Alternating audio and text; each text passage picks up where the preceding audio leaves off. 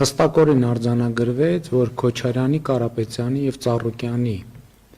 ղեկավարած ուժերը որդեգրել են Հայաստանի և Ադրբեջանի միջև հաստատված խաղաղությունը վերանայելու քաղաքականություն։ Սա նշանակում է, որ նրանք գնում են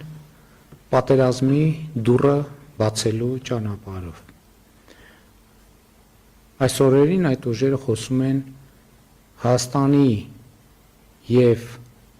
Ադրբեջանի միջև հաստատված խաղաղությունը վերաբանակցելու, խոսում են խաղաղությունը վերաբանակցելու և պարտադրելու, այդ թվում ուժային եղանակով պարտադրելու մասին։ Սա միանշանակ և աներկբա նշանակում է ոչ միայն դուռը բացել պատերազմի համար, այլև անխուսափելի դարձնել։ Եթե նույնիսկ գնանք ամենալավատեսական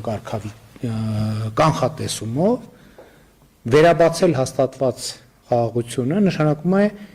վերափոխելու հնարավորություն ստեղծել այն ամբողջ բովանդակությունը, որը մենք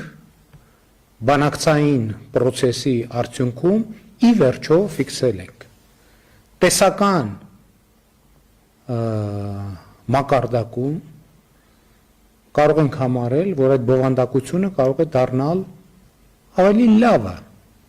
բայց նույն տեսական մակարդակում այդ բովանդակությունը կարող է դառնալ ավելի վատը, բայց շատ ավելի հավանական է և էլի, եթե նույնիսկ չգնահատենք տեսական մակարդակում, այդ բովանդակությունը ամբողջությամբ կարող է փլուզվել և ինչպես այս թվարկումը պարզ ամենաչեզոք վիճակագրական թվարկումը ցույց է տալիս, այսինքն երկուսը ընդդեմ մեկի մի հնարավորություն